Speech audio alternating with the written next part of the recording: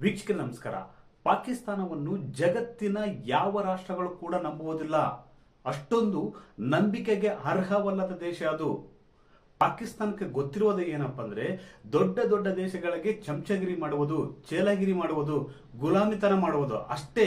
ಆ ದೇಶಗಳ ಮೂಲಕ ಆ ದೇಶಗಳು ಬಿಸಾಕುವಂತ ಚಿಲ್ಲರೆ ಕಾಸಿನಲ್ಲಿ ದೇಶವನ್ನು ನಡೆಸ್ತಾರೆ ಆ ನಾಯಕರು. ಇಂಥ ಒಂದು ದೇಶ, ನಂಬಿಕೆಗೆ ಅರ್ಹವಲ್ಲದ ದೇಶ, ಇಡೀ ಜಗತ್ತಿಗೆ ಭಯೋತ್ಪಾದನೆಯನ್ನು ಸರಬರಾಜು ಮಾಡುವಂತಹ ದೇಶ, ಇರಾನ್ ಮತ್ತು ಅಮೆರಿಕ ನಡುವಿನ ಯುದ್ಧಕ್ಕೆ ವೇದಿಕೆಯಾಗಿ ಸಂಧಾನ ಸಭೆ ಏರ್ಪಡಿಸಿ ಮಾತುಕತೆಗೆ ಕರೆಯುತ್ತೆ. ನೋಡಿ, ಸಂಧಾನ ಸಭೆ ಪಾಕಿಸ್ತಾನದ ನೇತೃತ್ವದಲ್ಲಿ ನಡೆಯುತ್ತೆ. ಕದನ ವಿರಾಮ ಮತ್ತು ಸಂಧಾನ ಸಭೆ ಪಾಕಿಸ್ತಾನದ ನೇತೃತ್ವದಲ್ಲಿ ನಡೆಯುತ್ತೆ ಅಂದಾಗ ಇಡೀ ಜಗತ್ತು ನಿಬ್ಬೆರಗಾಗಿ ನೋಡಿತ್ತು. ಏನಿದು ಪಾಕಿಸ್ತಾನ ಹಿಂಗ್ ಮಾಡ್ತಾ ಇದೆ, ಪಾಕಿಸ್ತಾನದ ಶಕ್ತಿ ಸಾಮರ್ಥ್ಯ ಏನು? ಎಲ್ರೂ ಕೂಡ ತದೇಕ ಚಿತ್ತದಿಂದ ಇಸ್ಲಾಮಾಬಾದ್ನತ್ತ ನೋಡ್ತಿದ್ರು ಏನಾಗುತ್ತೆ ಅಂತ. ಪಾಕಿಸ್ತಾನದ ಮಾತುಕತೆ, ಪಾಕಿಸ್ತಾನ ಒದಗಿಸಿದಂತ ವೇದಿಕೆ ಸಕ್ಸಸ್ ಆಗುತ್ತಾ ಫೇಲ್ ಆಗುತ್ತಾ, ಇಡೀ ಜಗತ್ತು ಕೂಡ ಕಾತರದಿಂದ ನೋಡ್ತಿತ್ತು. ವಿಫಲ ರಾಷ್ಟ್ರವೊಂದು, ಜಗತ್ತಿಗೆ ಭಯೋತ್ಪಾದನೆಯನ್ನು ರಫ್ತು ಮಾಡುವಂತ ದೇಶವೊಂದು, ಉಗ್ರ ಬಿನ್ ಲ್ಯಾಡನ್ ಅನ್ನು ತನ್ನದೇ ನೆಲದಲ್ಲಿ ಇಟ್ಟುಕೊಂಡು ಅಮೆರಿಕಕ್ಕೆ ಚಳ್ಳೆಹಣ್ಣು ತಿನ್ನಿಸಿದ್ದ ಕಪಟಿ ಕುತಂತ್ರಿ ಪಾಕಿಸ್ತಾನ ಸಂಧಾನ ಮಾತುಕತೆಗೆ ವೇದಿಕೆ ಆಗುತ್ತಂದಾಗ ಜಗತ್ತು ಕೂಡ ತುಂಬಾ ಆಶ್ಚರ್ಯದಿಂದ ನೋಡಿತ್ತು. ಅಷ್ಟೇ ಅಲ್ಲ, ಭಾರತೀಯರು ಕೂಡ ಭಾರತಕ್ಕೇನಾಗಿದೆ, ಎಡಬಿಡಂಗಿಗಳು ಕೂಡ ಹಾಗೆ ಮಾತಾಡ್ಕೊಂಡಿದ್ರು. ಭಾರತಕ್ಕೇನಾಗಿದೆ, ಪಾಕಿಸ್ತಾನ ಮಧ್ಯಸ್ಥಿಕೆ ವಹಿಸಿ ಸಂಧಾನ ಮಾತುಕತೆ ಏರ್ಪಡಿಸುತ್ತಂದ್ರೆ ವಿಶ್ವದ 4ನೇ ಆರ್ಥಿಕತೆ ಹೊಂದಿರತಕ್ಕಂಥ ಭಾರತಕ್ಕೇನಾಗಿದೆ ಎಂಬ ಪ್ರಶ್ನೆ ಕೂಡ ಎದ್ದಿತ್ತು. ಆದ್ರೆ ಪಾಕಿಸ್ತಾನ ಏರ್ಪಡಿಸಿದಂತ ಸಂಧಾನ ಮಾತುಕತೆ ಬರೀ 21 ಗಂಟೆಗಳಲ್ಲೇ ಮುರಿದು ಬಿದ್ದಿದೆ. ನೋಡಿ, ಮೊದಲನೇದಾಗಿ ಪಾಕಿಸ್ತಾನ ಪ್ರಾಮಾಣಿಕ ದೇಶವಲ್ಲ, ಅಪ್ರಾಮಾಣಿಕ ದೇಶ. ವಿಶ್ವಾಸಾರ್ಹತೆಗೆ ಹೊಂದುವಂತದ್ದಲ್ಲ, ನಂಬಿಕೆಗೆ ಅರ್ಹವಾದ ದೇಶವಲ್ಲ. ಮೊದಲನೇದಾಗಿ ಪಾಕಿಸ್ತಾನವನ್ನು ಸಂಧಾನ ಮಾತುಕತೆ ವೇದಿಕೆಗೆ ಸಿದ್ಧಗೊಳಿಸಿದ್ದೇ ಅಮೆರಿಕ. ಇರಾನ್ ಯುದ್ಧ ಭೂಮಿಯಿಂದ ಹೊರ ಹೋಗ್ಬೇಕಂದ್ರೆ ಹೆಂಗ್ ಹೋಗ್ಬೇಕು ಅದು ಗೊತ್ತಾಗಿಲ್ಲ ಟ್ರಂಪ್ಗೆ. ಬರೀ 2-3 ದಿನದಲ್ಲೇ ಯುದ್ಧ ಮುಗಿಸಿ ಬಿಡ್ತೀನಿ, ಇರಾನ್ ಯುದ್ಧ ಮುಗಿಸಿ ಬಿಡ್ತೀನಿ, ಇರಾನ್ ದೇಶವನ್ನು ಕೂಡ ಮುಳುಗಿಸಿ ಬಿಡ್ತೀನಿ ಅಂತ ಡೊನಾಲ್ಡ್ ಟ್ರಂಪ್ ಅವರು ಇರಾನ್ ಮೇಲೆ ಯುದ್ಧ ಸಾರಿದ್ರು. ಆದ್ರೆ ಅಲ್ಲಿ ಆದಿದ್ದೇ ಬೇರೆ.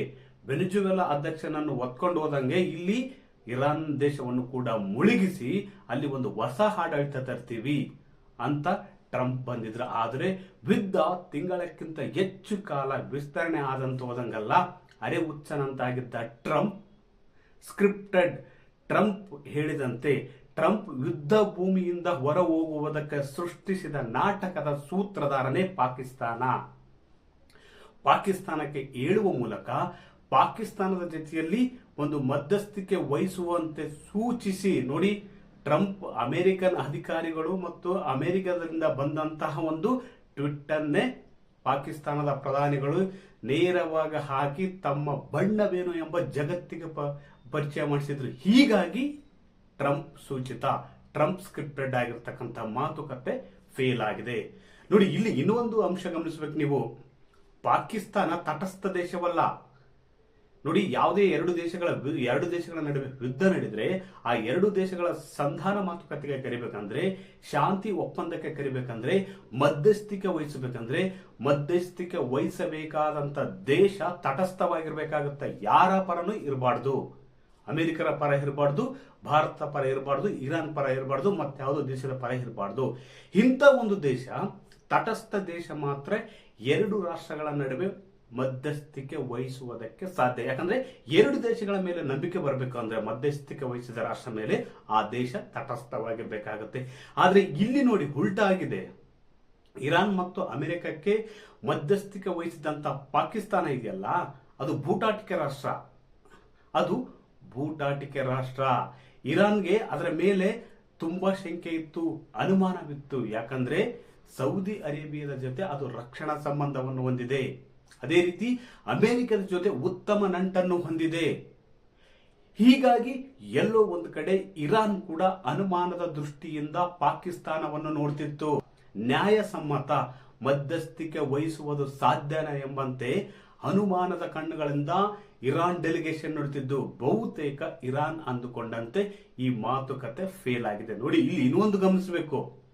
ಯುದ್ಧ ಆರಂಭಿಸಿದ್ದು ಇಸ್ರೇಲ್ ಅಮೆರಿಕ. ಆದರೆ ಈ ಕದನ ವಿರಾಮ ಸಂಧಾನ ಮಾತುಕತೆಯಲ್ಲಿ ಇಸ್ರೇಲೇ ಇರಲಿಲ್ಲ. ಅಂದ್ರೆ ಈ ಮಾತುಕತೆ ಹೇಗೆ ನಡೆದಿರಬಹುದು? ಬಹುತೇಕ ಟ್ರಂಪ್ ಸೂಚನೆಯಂತೆ ಪಾಕಿಸ್ತಾನ ಮಧ್ಯಸ್ಥಿಕೆ ವಹಿಸಿ ಎರಡು ದೇಶಗಳನ್ನು ಇಸ್ಲಾಮಾಬಾದಿಗೆ ಆಗಮಿಸಿತ್ತು. ಇಲ್ಲಿ ಇನ್ನೊಂದು ಆಶ್ಚರ್ಯ ಪಡಬೇಕಾದ ಏನಪ್ಪಾ ಅಂದ್ರೆ, ಅಮೆರಿಕದ ವಿಮಾನಕ್ಕೂ ಎಸ್ಕಾರ್ಟ್ ಕೊಡುತ್ತೆ, ಇರಾನ್ ಡೆಲಿಗೇಷನ್ ಬರ್ತಕ್ಕಂಥ ವಿಮಾನಗಳಿಗೂ ಕೂಡ ಪಾಕಿಸ್ತಾನ ಎಸ್ಕಾರ್ಟ್ ಕೊಟ್ಟು ಜಗತ್ತಿನಲ್ಲಿ ಮಿರಿಮಿರಿ ಮಿಂಚಿತ್ತು. ಇನ್ನೇನು ಆಗ್ತದೆ ಬಿಡಪ್ಪ, ಪಾಕಿಸ್ತಾನ ಒಂದ್ ವೇಳೆ ಬಗೆಹರಿಸಿದ್ರೆ ಅದರ ವರ್ಚಸ್ಸು ಯಾವ ಲೆವೆಲ್ ಅಲ್ಲಿ ಇರುತ್ತಾ ಅಂತ ಕೂಡ ಮಾತಾಡಿಕೊಂಡಿದ್ರು. ಜಗತ್ತು ಬಹುತೇಕ ತುಂಬಾ ತದೇಕ ಚಿತ್ತದಿಂದ ನೋಡ್ತಿತ್ತು, ಪಾಕಿಸ್ತಾನದಿಂದ ಇದು ಸಾಧ್ಯನಾ ಅಂತ.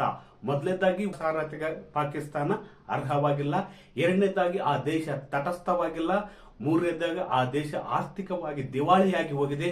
ಅದೇ ರೀತಿ ದೊಡ್ಡಣ್ಣನ ಕೈಗೊಂಬೆಯಂತೆ ವರ್ತಿಸುತ್ತಿದೆ. ದೊಡ್ಡಣ್ಣ ಬೀಸಾಕುವ ಎಂಜಲ್ ಕಾಸಿಗೆ ಅದು ನಾಟಕಧಾರಿಯಾಗಿದೆ, ಬಾಡಿಗೆ ಸೈನಿಕನಂತಾಗಿದೆ ಪಾಕಿಸ್ತಾನ. ಹೀಗಾಗಿ ಪಾಕಿಸ್ತಾನ ಏರ್ಪಡಿಸಿದ್ದ ಸಂಧಾನ ಮಾತುಕತೆ ಸಕ್ಸಸ್ ಆಗುತ್ತೆ ಎಂಬುದು ಬಹುತೇಕರಿಗೆ ಅನುಮಾನವಿತ್ತು. ಬಹುತೇಕ ಫೇಲ್ ಆಗುತ್ತಂತ ಅಂದುಕೊಂಡಿದ್ರು, ಅದು ಅಂದುಕೊಂಡಂತೆ ಕೂಡ ಆಗಿದೆ. ಇಲ್ಲಿ ಪ್ರಮುಖವಾಗಿ ಗಮನಿಸಬೇಕಾದ ಅಂಶ ಏನಪ್ಪಾ ಅಂದ್ರೆ, ಪಾಕಿಸ್ತಾನ ಮೊದಲನೇದಾಗಿ ತಟಸ್ಥ ದೇಶವಲ್ಲ, ಅದು ಕಪಟಿ ದೇಶ. ನೋಡಿ, ತನ್ನದೇ ನೆಲದಲ್ಲಿ ಬಿನ್ ಲ್ಯಾಡನ್ ಅನ್ನು ಇಟ್ಕೊಂಡು ಅಮೆರಿಕಕ್ಕೆ ಚೆಳ್ಳೆಣ್ಣೆ ತಿನ್ಸಿತ್ತು. ಇಂಥ ದೇಶದಿಂದ ಸಂಧಾನ ಸಭೆ ಸಕ್ಸಸ್ ಆಗಕ್ಕೆ ಸಾಧ್ಯನಾ? ಅದೇ ರೀತಿ ನೋಡಿ, ಇಲ್ಲಿ ಚೀನಾದಿಂದ ಹಣ ತಗೊಳುತ್ತೆ, ಅಮೆರಿಕದಿಂದ ಹಣ ತಗೊಳುತ್ತೆ. ಈ ಎರಡು ದೇಶಗಳ ಮಧ್ಯೆ ನಾಟಕಕಾರನಂತೂ ವರ್ತನೆ ಮಾಡುತ್ತೆ. ಅದೇ ರೀತಿ ಗುಲಾಮಿಗಿರಿ ಪ್ರದರ್ಶನ ಮಾಡುತ್ತೆ, ಚೇಲತನ ಪ್ರದರ್ಶನ ಮಾಡುತ್ತೆ. ಅಷ್ಟೇ ಅಲ್ಲ, ಸೌದಿ ಅರೇಬಿಯಾದ ಜೊತೆ ರಕ್ಷಣಾ ಸಂಬಂಧ ಹೊಂದಿಬಿಟ್ಟು ಅದೇ ರೀತಿ ಇರಾನ್ನ ಖಮೇನಿ ಹತ್ಯೆಗೆ ಸಂತಾಪ ಕೂಡ ಸೂಚಿಸುತ್ತೆ. ನೋಡಿ, ಇಲ್ಲಿ ಡಬಲ್ ಸ್ಟ್ಯಾಂಡರ್ಡ್ ಪಾಕಿಸ್ತಾನದಿಂದ ಒಂದು ಸಂಧಾನ ಮಾತುಕತೆ ಸಕ್ಸಸ್ ಆಗುತ್ತಂತ ಬಹುತೇಕರು ನಂಬಿರಲಿಲ್ಲ. ಆದ್ರೆ ಇಲ್ಲಿ ಬಹುತೇಕ ಪಾಕಿಸ್ತಾನ ವಿಫಲವಾಗುವ ಮೂಲಕ ಜಾಗತಿಕ ರಾಜಕಾರಣದಲ್ಲಿ ಬಹುದೊಡ್ಡ ಮುಖಭಂಗವನ್ನೇ ಅನುಭವಿಸಿದೆ. ಎರಡೂ ದೇಶಗಳ ಪ್ರಮುಖ ನಾಯಕರಿಗೆ ಒಂದು ಆಹ್ವಾನ ಕೊಡುವ ಮೂಲಕ, ಸಭೆ ನಡೆಸುವ ಮೂಲಕ ಕೋಟ್ಯಾಂತರ ರೂಪಾಯಿ ಖರ್ಚು ಮಾಡಿಕೊಂಡಿದೆ ಹೊರತು ಈ ಒಂದು ಸಭೆಯಿಂದ 5 ಪೈಸಾ ಲಾಭವಾಗಿಲ್ಲ. ಇಲ್ಲಿ ಇನ್ನೊಂದು ಪ್ರಮುಖವಾದ ಗಮನಿಸಬೇಕಾದ ಅಂಶ ಏನಪ್ಪಾ ಅಂದ್ರೆ, ಈ ಸಂಧಾನ ಸಭೆ ಮತ್ತು ಮಾತುಕತೆ ಮುರಿದು ಬಿದ್ದ ಬೆನ್ನಲ್ಲೇ ಪಾಕಿಸ್ತಾನ ಸೌದಿ ಅರೇಬಿಯಾಗೆ 13,000 ಸೈನಿಕರನ್ನು ಕಳಿಸಿದೆ, ಯುದ್ಧ ವಿಮಾನಗಳನ್ನು ಕಳಿಸಿದೆ. ಇದು ಇಂಥ ನಗೆಪಾಟಲ ದೇಶ ಅಂದ್ರೆ ಪಾಕಿಸ್ತಾನ ಬಹುತೇಕ ಅನರ್ಹ, ಸಂಧಾನ ಸಭೆ ಏರ್ಪಡಿಸುವುದಕ್ಕೆ ಅನರ್ಹ, ವಿಶ್ವಾಸದ್ರೋಹಿ. ಇಂಥ ದೇಶದಿಂದ ದಾರಿ ತಪ್ಪಿಸುವ ಕೆಲಸವಾಗುತ್ತೆ ಹೊರತು ಬೇರೆ ಯಾವ ಶಾಂತಿ ಮಾತುಕತೆಗೆ ವೇದಿಕೆ ಆಗುವುದಿಲ್ಲ. ಯಶಸ್ಸಿನ ಶಾಂತಿ ಮಾತುಕತೆಗೆ ವೇದಿಕೆ ಆಗುವುದು ಅಸಾಧ್ಯ ಎಂಬುದನ್ನು ಪಾಕಿಸ್ತಾನ ಮತ್ತೊಮ್ಮೆ ತೋರಿಸಿಕೊಟ್ಟಿದೆ. ಅಷ್ಟೇ ಅಲ್ಲ, ಜಗತ್ತಿನ ಎದುರು ತನ್ನ ಬಣ್ಣವನ್ನು ತಾನೇ ಕಳಚಿಕೊಂಡಿದೆ, ತನ್ನ ಮುಖವಾಡವನ್ನು ತಾನೇ ಕಳಚಿಕೊಂಡಿದೆ. ವೀಕ್ಷಕರೇ, ಈ ಮಾಹಿತಿ ನಿಮಗೆ ಇಷ್ಟವಾದಲ್ಲಿ ವಿಡಿಯೋ ಶೇರ್ ಮಾಡಿ, ಲೈಕ್ ಮಾಡಿ, ಕಮೆಂಟ್ ಮಾಡಿ.